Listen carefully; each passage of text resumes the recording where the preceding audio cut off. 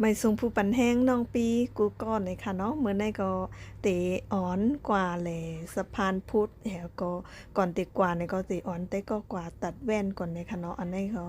มากัน3ก้อนเลยค่ะเนาะน้องหมวยน้องเพลงแล้วก็น้องปีเนี่ยค่ะเนาะอันนี้เขาก็มาถึงว่าตีวงเวียนใหญ่แล้วในคณะกูก็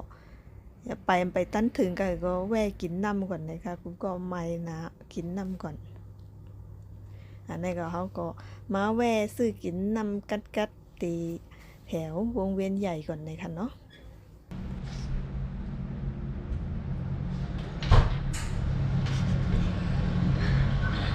ไป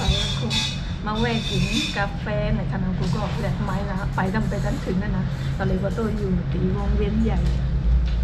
ว้าวนี่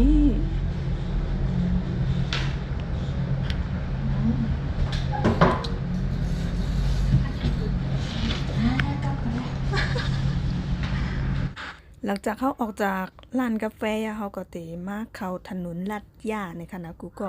อันนี้ก็เตเป็นอนุสรณ์พระเจ้าตากสินในคณะอยู่ที่วงเวียนใหญ่ในค่ะเขาเข้ามาในซอยอินเขาก็เตมาขึ้นสะพานลอยมันก็อำเภอไก่สะพานลอยในค่ะเนาะมือเขาอยู่สะพานลอยเขาก็ตัวลงมาหันลานแว่นในค่ะเนาะเปิดเขาลงมาเขาก็ถามให้เขาว่าค่ายตีมันยาวเนี่ยเป็นตึกใหม่ในค่ะเนาะอำเภอจำจากลานเก่าค่ะนะเขาลงมาสะพานลอยอินก็มาถึงลานใหม่ในอันตั้งจังไว้กว่าถึงลานเก่าเลยค่ะเนาะเท่าที่อันสายตาอำลีใครตัดแว่นหรือว่าใครมาวัดสายตาเจ้านั่นเนาะแนะนำว่ามาล้านกันในค่ะเนาะกูก็เพราะว่าถูกแล้วก็ลีในคณะถูกเฮเปิลเย้าในคณะล้านกันในค่ะเขาก็แต่มีหลายสาขาอยู่ในค่ะเนาะหาตัวเอาเลยก็อยู่จำกันแล้วก็ไปกันนั่นก็ไรในค่ะเนาะพอเขามาตั้งได้เย้าเนี่ยเขาก็ติให้เขาเลิกกรอบแว่นค่ะนะสังเกตว่าเขามีของเขาเย้าเขาคลายกรอบมันนี่ก็เขาก็มาตัดไหลกำเดียวค่ะเนาะอันนี้ก็เขาก็มาเลิกแว่นก่อนในค่ะนะเอาแว่นให้เลิกน้ำวันน้ำเอาในค่ะนะก็ราคาเริ่มต้นมันได้อยู่ที่300ในค่ะเนาะ300ขึ้นในค่ะมี600 800 1,000 2,000จะในก็มีในค่ะเนาะกำจะเขาเก๊กกำจะเขาเก๊กแบบไหนก็เขาเลิกไรเนี่ยค่ะ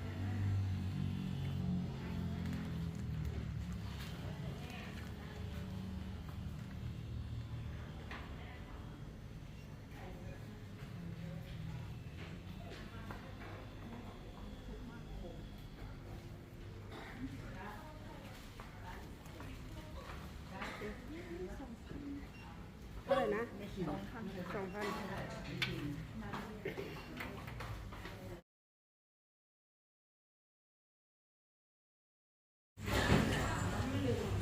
2,000สวยจังเลยนั่นนี่